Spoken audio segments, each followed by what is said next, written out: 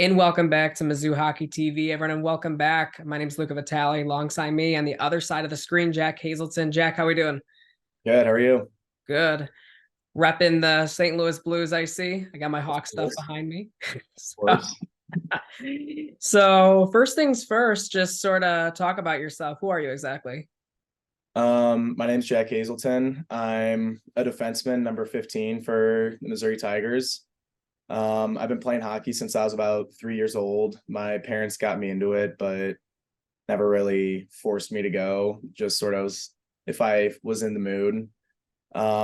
Didn't start loving the sport until I was about 7 or 8, but from then on, it's been nothing but love with hockey.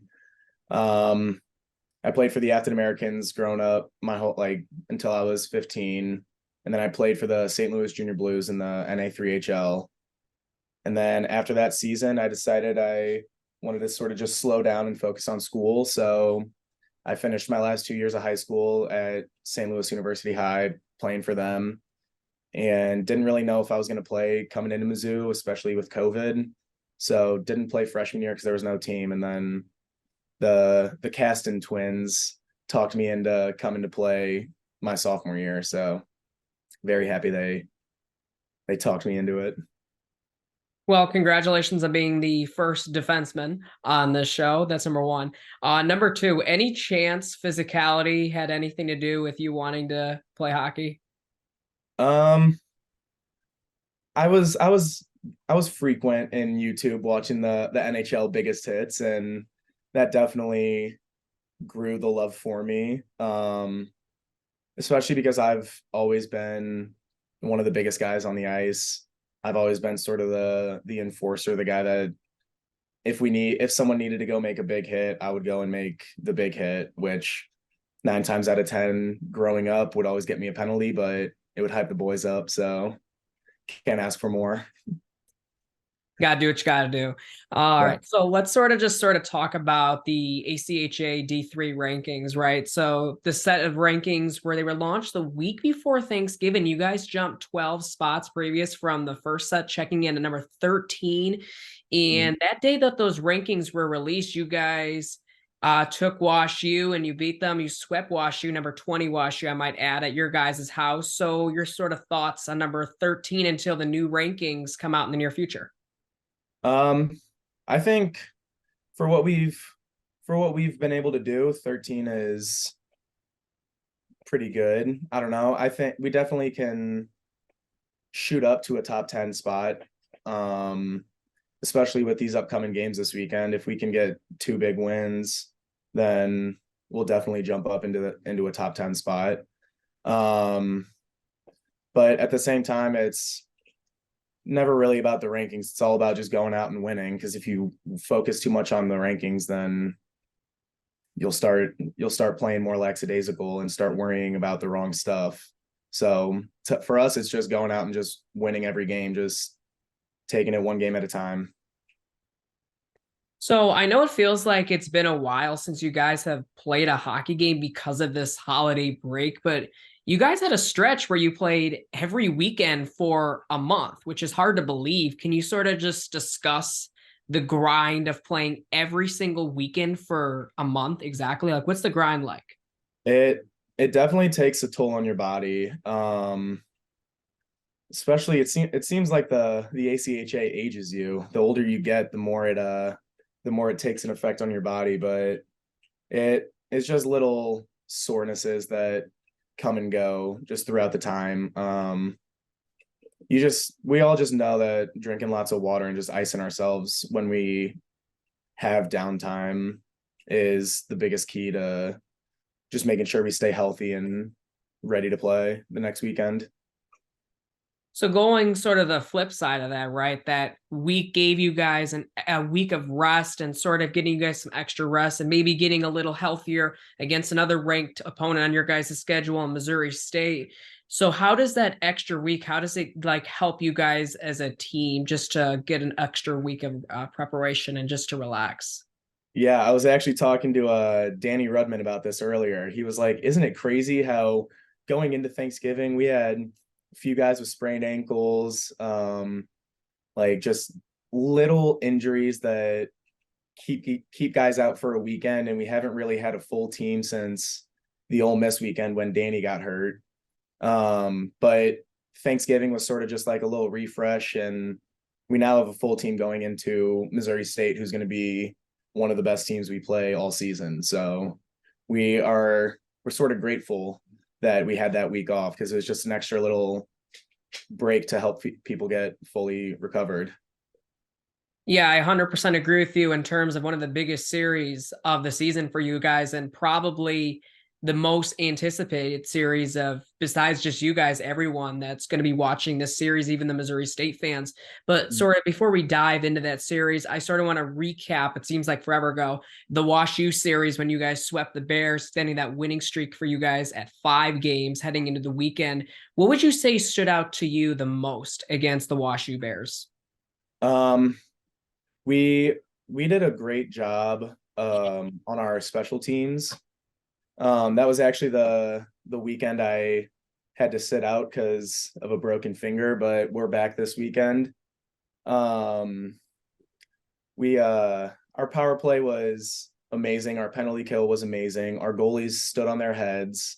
Um, Personally, I think this was Dobbs's greatest weekend, was that WashU weekend. So that gets me excited going into Missouri State. So I think the guys everything's starting to finally click together. And the 2 practices we had this week were amazing. And it's just showing that weekend for WashU just sort of perfected. It's sort of started the perfection of what we're going for. Speaking of that finger, you could be able to play.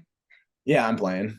All right. Even Practice. strength, since like you said, Ole Miss. Hard to believe. And it's mostly been on the defensive side that's been really injury plagued. But I'm shocked the one thing that did not stand out to you. Now, granted, Dobbs and Tanner Richardson, they definitely stand to their head, no doubt about it. For me personally, it was the freshmen again, that when the light shined the brightest. The freshman defenseman, especially, because that was going in against a team that close.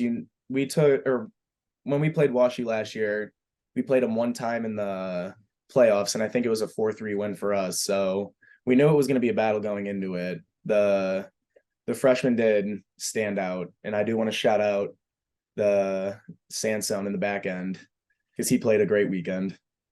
He did. He did. And obviously, like you mentioned, when the lights shine the brightest, they delivered yet again. And Andrew Knapp, he scored yet again. That second game, he was held scoreless, but Grant Bader delivered, Brett Zimmer, JT Baker, Aaron Hammer, you get it. Like they all scored in that series and they delivered.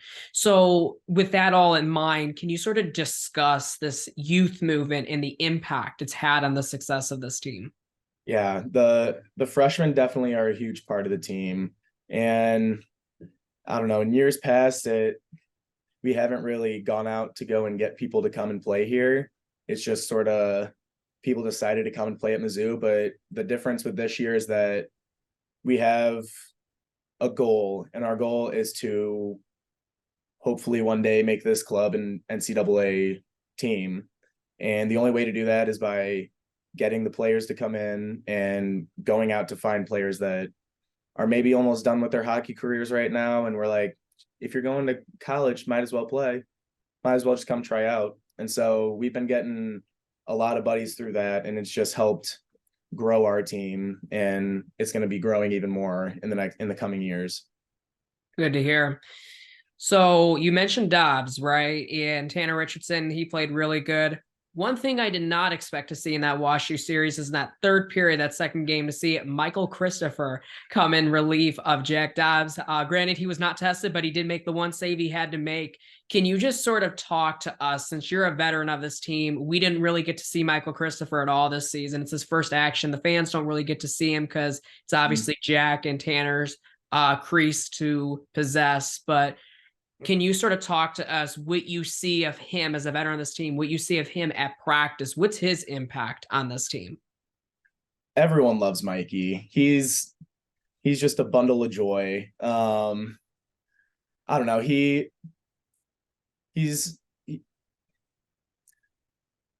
put me at a loss for words. I love Mikey. He's a great kid. comes to every practice, like comes and puts in the work. Like he's fighting for spots, not this year, but next year. And it's something that he notices, and he's like, I gotta come in and just try. And I'm like, everyone notices it. Everyone loves him because he never complains about anything. Um, he sort of realizes it's Tanner and Dobbs sort of fighting for that one spot, and he's a great locker room guy. Everyone loves him. I want to talk to the esports president. I want him on the show because obviously just for someone that doesn't necessarily get to play, but just gets to be around the team, and just although he doesn't necessarily make his presence felt on the ice, but rather off the ice. So obviously it's always good to have those guys in the clubhouse. Yeah. So transitioning now to this weekend against the 10th ranked Missouri State Bears, and a MACHA Division matchup, I might add. So definitely a matchup for the ages and for the resume purposes. How are you guys approaching this series as a whole? We're just taking it like any other game. We know it's going to be a competitive team. We know it's going to be a physical weekend. But we also know our game. We know how good we are. If we play our game, we won't have any issue against them. If we start getting in our heads and start slowing down and start playing selfish, then it's going to be a completely different story. And like I was saying earlier, these two practices we had this week were probably the two best practices we've had all year.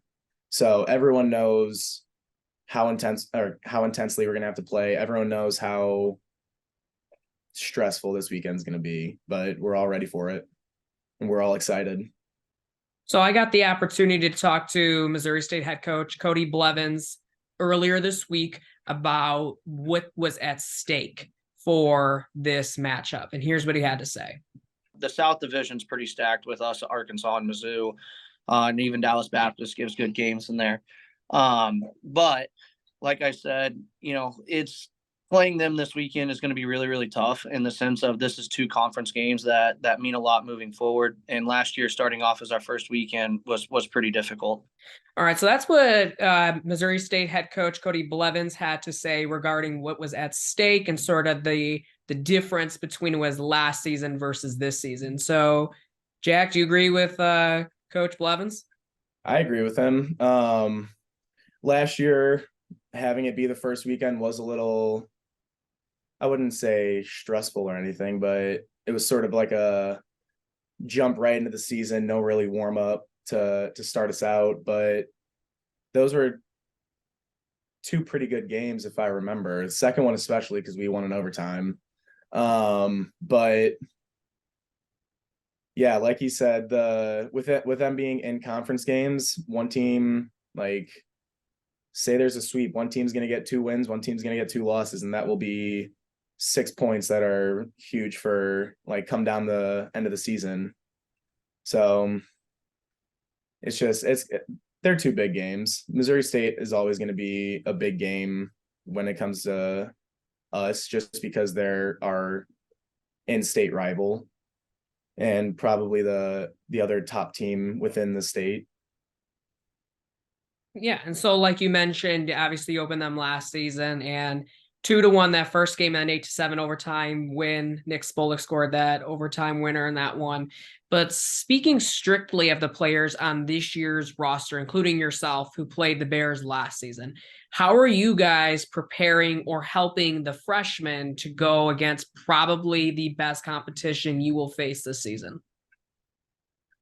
Like I said, this week at practice was unreal. All of the older guys were pushing the younger guys even harder, just because we know how much of a toll this will be come the end of the season. Because if we don't get these wins, then it'll affect how we're positioned in playoffs. So we were hitting extra hard in practice, a little more than we usually do.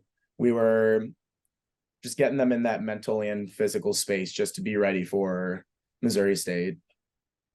Any of you speak to Bucher about playing against his former team by any chance? Not directly, but he's hungry for 2 wins. I That's know what I it. thought. I That's know what it. I Nothing will make him So more happy than to get 2 wins this weekend. yeah, honestly. So defensively, I mean, the first time I get to ask about a defensive question, I get to ask about a defenseman. So this is kind of cool. So you guys, how even though you didn't get to play against Washer, you guys did hold the fort down against Washue's playmakers and Sam Greco, Michael Greco, and Cole Hannon by simply pushing them to the outside. But this weekend, it's going to be hands on deck. This Yeah. weekend, you got Tyler Culleton, you got Jacob Holmstrom, Vincent Conti, Blake Harper, Isaac Cooper. So if you don't remember, Conti and Holmstrom, they scored 2-piece against you guys last season. So with all of this in mind, how do you guys alleviate the pressure off of Dobbs and Richardson this weekend and make their life a lot easier? If we just follow our systems and just make sure we can't let them shoot right down the middle of the ice, then we'll be good. Because they have speed, but we also have speed. And if we're with them, like if we stay with their guy, if he tries to shoot the middle of the ice and just stretch the zone out, then we'll have defensemen that'll just be right on his hip and just not let him get through. So as long as we just follow our offensive zone and defensive zone coverages, then we won't have any issues. So Holmstrom, Conti, and Culleton have a combined 98 points so far in the season, but that shouldn't be unfamiliar to you, foreign to you at all, because, well, you got Spolik, Rudman, and Knapp that have been as Jack Dobbs taglined it for me, the psychopath line. So Yeah. how do you guys sort of set the tone within each period and win each 20 minutes? How do you win every 20 minutes? It's just about winning your shift, because if you win your shift, then you're helping the team win the game. And that doesn't mean you have to score a goal every shift. That means you do all the little things right, then like the D zone and the offensive zone, and just making sure you're in the spot when you need to be, then you're winning your shift, because the goals will come for us. And especially with the way we play the game, the goals will come. It's just doing the right stuff at the right time, to like covering the right spots at the right time to give us the chance to go score some goals. All right. Last but not least, what are your 3 keys to winning this series against the Missouri State Bears? Physicality, because they're going to be very physical with us.